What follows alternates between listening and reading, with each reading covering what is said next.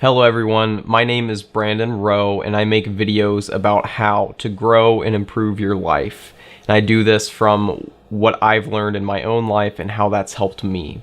So something that I'm going to be talking about today is the topic of standing up for yourself. When you should say no to people, why you should say no to people, and how it's actually one of the best things you can do in certain situations. So I'm a very agreeable person, and that's one of the main personality traits is agreeableness. And what this means is that I want to help people. I want to say yes. If someone asks me, can you do this for me? I might say yes before I even think, okay, wait, what am I sacrificing myself? Am I sacrificing my own happiness to say yes to this person? And a lot of the time I am. Recently, I learned the advice, you should never say yes if you're saying no to yourself. This is something that Ralph Smart, the maker of the Infinite Waters channel on YouTube, talks about a lot. You might think that you're being nice to someone or you're doing the right thing to sacrifice your own needs in a situation to help another person. And a lot of the times that can be a good thing. But you've really got to ask yourself, what are your motivations for doing this? Are you just giving in to helping someone because you think it's the right thing to do? And you've really got to assess, how is this going to affect my own life? Recently, I had an experience with this that was pretty severe. So I've had someone in my life who actually I met when I was at a very young age. He was my psychologist, and we had known each other for over 10 years, and he apparently had a few financial issues come up, and it seems like things had changed, but I had known him for so long, and he had been reliable and a great positive influence in my life for so many years, that I trusted him in a situation where I felt intuitively that it was wrong for me. And this is one of the big things. If you feel like something's wrong, or you feel in your heart that something is the wrong decision, it is the wrong decision 99% of the time. We need to start to trust our intuition more. That's something that I'm really starting to notice now, is that my intuition is never wrong, at least from a certain context. And in this situation, this person who I had known for over 10 years was in a little bit of financial trouble, and I had a car that I was selling for only $500. I wasn't that concerned about selling the car. I really just wanted to get it off my hands so I wasn't paying for the insurance every month. And he needed a car at the time, so he said, oh, well, I'll buy your car. And at first I'm thinking, oh, great, I sell it to a friend, it helps him out, it helps me out, awesome. And then he's like, when he's going to buy it, he's like, can I just write a check? And at first I hesitated, because intuitively I felt that, wow, this is probably not a good decision to do this.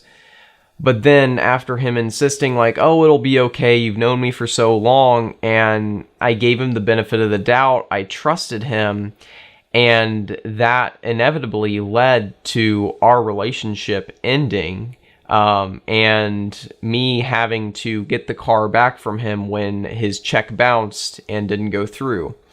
So I had to get the car back, and it no longer ran, so I had to take it to a recycling center and basically just scrap the car. And I lost money on the car. Like, I was going to sell it for $500. Instead, I had to get it towed back to a recycling center for like $245, and I got to recycle it for like $195. I know I could have probably kept the car, done something else different with it, maybe, but at the time I was busy with other things. I didn't want to mess with it. Moral of the story, though, is I knew that I didn't want to accept a check for that car. I knew that if I would have sold it to anyone else, I would have, of course, required them to give me cash up front. But I let someone else's, their agenda control what I did. I let him convince me that I should not listen to my intuition and trust him on this thing. And it's kind of a good thing. You know, the relationship came to an end, but if it had that potential to go negative that easily, I'm not too worried about losing that. But the main thing to really take away from this is standing up for yourself is not something that you should feel bad about. You shouldn't feel guilty about standing up for yourself, especially if you're acting with your heart, with your intuition, because usually when you go against your intuition on a decision like that, it's going to compromise what you truly are meant to do here, who you're truly meant to be.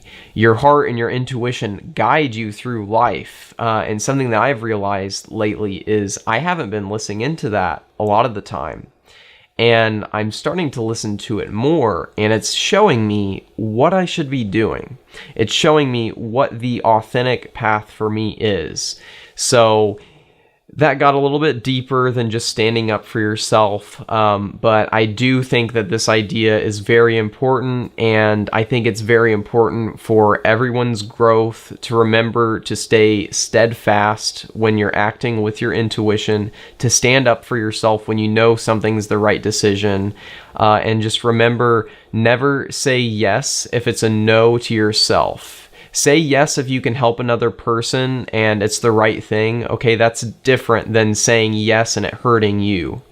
And just keep that in mind while you're moving forward, and I'm positive that it will help you in one form or another. So thank you for watching the video today. I hope that you all enjoyed the video. If you did, go ahead and give me a like. It really helps me grow the channel. And if you're interested in growth and developing yourself, go ahead and subscribe, because I'll be making more content like this every single week.